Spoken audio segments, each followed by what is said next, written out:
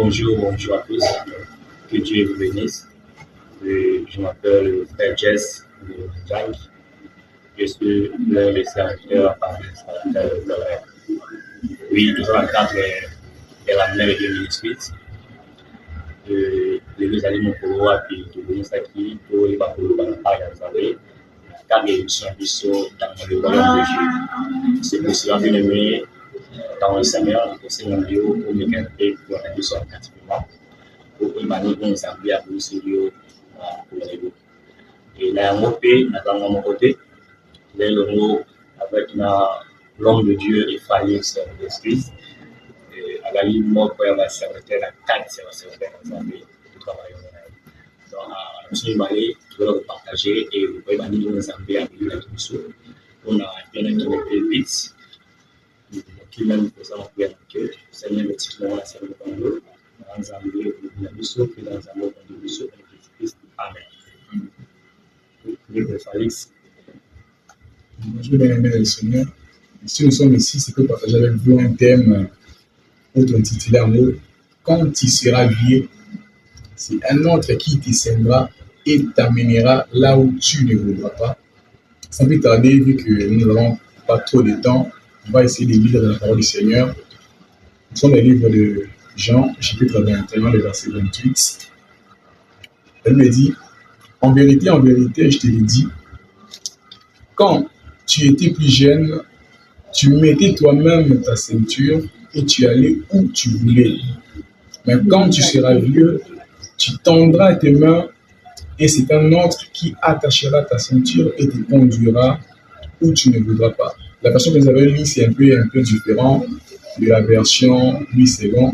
À Louis II, c'est écrit, en vérité, je te l'ai dit, quand tu étais plus jeune, tu saignais ta ceinture toi-même et tu allais où tu voulais. Mais quand tu seras vieux, c'est un autre qui te saignera et t'emmènera où tu ne voudras pas. C'est un peu ça, si j'ai l'habitude de passer les mots dans le monde de l'eau. J'aimerais vous faire comprendre ceci. Là, bien de parler, quand tu seras jeune, la majorité des personnes peuvent croire que la jeunesse, c'est par exemple ça. Par définition, la jeunesse, ils allaient période où nous allons dans katikati ya vie naïe. Donc je peux dire c'est période où ils allaient juste milliers de vie à tout. Donc parce que la vie a au moins 3 phases. Là, tous nous connaissons. Il y a l'enfance, il y a la jeunesse, puis il y a la vieillesse. Quand il y a jeunesse, ici, quand nous sommes en train de parler de la jeunesse, nous sommes en train de prendre dans un sens où la jeunesse, c'est le coup la mettre sur toi et imiter. Parce que quand tu étais jeune, tu étais en train toi-même de te cendre, donc de te mettre la ceinture et tu allais où tu voulais. Donc cela veut dire, en l'autre sens, que dans quand il y a vie, il y a le pagan. Donc, il s'est conduit lui-même. Donc, c'est un peu dans ce sens-là où nous sommes en train d'aller. Donc, nous avons mis Kangaye Moko. Nous avons mis ça là, Oyolingi. Donc, tu fais ce qui est ta volonté. Mais dans la deuxième partie, il est écrit, mais là, quand tu seras vieux, un autre qui te saignera. Donc, cela veut dire, ils ont un mouton sous ou à putain, on commune a été à point à dire que vous voyez, c'est un mouton à peu près donc, moi, je peux dire cendre à l'ingala. Là, on est commis à sentir. Okanga mukaba ouais c'est ça on dit mukaba na yo okanga mukaba na moko pe na koba na kotambisa je vais un peu vous dire le temps que la jeunesse que nous sommes en train de parler ça jeunesse comme toute autre jeunesse dit la jeunesse au wapi mutazo ba na kotambisa vie na moko et c'est la majorité des jeunes que nous sommes en train de voir au bazo ba na kotambisa vie na bango moko parce que quand tu es jeune vous en avez makasi vous en avez na ponyo nyonso au sengeli tout ça. La jeunesse ici, nous sommes en train de parler de la jeunesse étant comme étant une vie païenne. Donc, une vie où tu es autonome, tu dépends de toi-même, tu dépends de la Yomoko sans pour autant que tu puisses avoir une aide. Mais tant que tu as la carte de VS, c'est aller plus haut, tu as ma coquille, comme ça, il y a monté. Il y a un autre lobby, il y a chrétienté. C'est un peu ça. La carte, il y a quand tu es païen, bien Seigneur, vous allez être vous allez sa vie na yo, vous allez kokinde misika banso vous allez kokinde. Mais tant que vous pas na kondima Yesu comme de nomi ki na yo, réalisation yo mon côté mon temps sa vie na yo.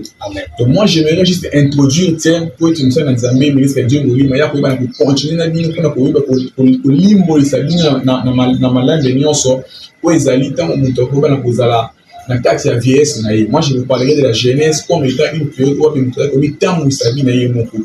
C'est ça même la livre des proverbes, il est écrit que tu es jeune, réjouis-toi de ta jeunesse, mais sache qu'un jour il y aura un jugement. Toi jeune, il y a la carte ya vie à on dit o bien Yesu, tu sais que temps sa ye mon coup. Il va être Yesu, azali nzambe, azali mobiki, azali moto ali ko temps sa vie à bato. Donc ozanga Yesu na kati ya moto, ezali ko la neti mingi ya makambo comme ozali jeune. Donc vous allez commettre temps sa yo mon coup. Et maintenant nous conscientiser à suivre celui qui nous précède, celui qui viendra après nous, ministre de Dieu, ou à Kobanabiso, et vous allez mal tomber makasi. J'aimerais juste nous dire que non, quand tu es jeune, vous allez commettre temps sa vie dans le moko. Mais tant où vous pouvez comment mokolo, quand tu atteindras dans mokolo, vous allez déjà au kondima Yesu le mon côté mon vie c'est quand ta vie à battu. Tant on dit Yesu, ils allaient ce que yo mon côté mon commettre temps sa mais cause na molimo mon sur Nzambe, n'a pas le temps sa vie. Et là nous allons laisser les pasteurs de notre ministre de Dieu pour continuer à biso ti na supervision au puis na souka très dans les ma petite prière mon corps pour tout dans le camp. En tout cas merci beaucoup ministre. Merci l'homme de Dieu. Que Dieu ça vient pas me le pays de Biso. Que le lieu de la face. Oui, l'homme de Dieu, mais qui est un peu pour le voir, pour expliquer Biso, pour nous acquis, maman, la Biso, quand tu étais plus cher, tu t'es saigné toi-même. Mais quand tu seras vieux, tu étendras demain et tu montres personne et t'amèneras là-bas. Amen. Maintenant, la dignité n'a qu'un peu pour son là, la pauvre, on est pas. Il y a un peu avancé, ok? Oui, bah, pour faire le là, nous avons dit, plus cher, tout le monde vieux. Et c'est pour cela que nous avons vu le livre de Jean, chapitre 21, verset 18. Je lis en Jésus. En vérité, je te le dis, quand tu seras, car tu étais plus jeune, tu mettais toi-même dans un tir et tu allais où tu voulais. Mais car tu seras vieux, tu t'en vas le main et c'est un autre qui t'amènera là où tu ne voudras pas. Amen. Amen. Zambé a pas de bien aimé, on va dire que tant que nous qui moi or et puis les petits sont moi na moké azan en même pas il y a de mille et mon temps ici où il qui le dit qu'il non gêne mais quand tu es plus cher quand on a qui vraiment moi na moké on va dire tu vas dire que ici quand on dit or moi na moké selon ma nature pour y absolument pour quitter à mille et mon côté à ça la vie na à qui ici quand et c'est par là que a fait comprendre que non, moi, dans mon pays, nous vivons le Béla et que venir pour vivre le Béla. Et c'est par là que pour un peu spirituellement, on va être nous vivons définir moi, dans mon pays. Nous allons aller parler en étant moi, dans mon pays. Parce que vous voir, quand on allait parler, au sein de l'amour, ils ont la volonté ensemble, au sein de l'amour, ils ont la adhésion ensemble, au sein de l'amour, selon volonté, on a un sentiment à chair, un jour, donc on a d'abord plus cher. Amen. Nous plus jeune. Donc, pour yo autant là, na fondé ensemble, essayer d'abord au vieillir, au pôle, comme au pôle. C'est tout ça le but quand au pôle, au pôle, au comme il est sur mon côté, au autant dans ma boucle et mon tout mon souci à collègue, ça peut accumuler et si au limité. Oh, on a comprendre que non, mon toi dans Saint-Esprit. Attends, mon toi dans mon côté. Attends, mon toi à 1000 lettres à mon côté. Adam moto asema na volonté à mon côté mais volonté à Saint-Esprit. Donc oui, c'est bien quand tu étais là, je vais juste poser une question. Puis pour battre tout ça avec pour répondre à ça. Moi non que on va pour le là, nous non tout comme ça tout. Et si pour na côté à pour le bas à côté de la yémo pour que nani wana ou à côté parce que nous tu wana zo ba ni pour wa comme vie wana. Ale pour que nous savoir na biso que tu as dit na topic bagarre na biso pas comprendre moi nous tu au temps de sa vie wana nani Merci beaucoup. Merci. Ouais. Moto et Seigneur attend ça. Attend de bien wana tout monde qui a une polo wana c'est l'esprit de Dieu. Donc tant aux gens moyen ensemble quand tu as okotambola yo moko te mais molimo na Nzambe nde ekoka kotambusa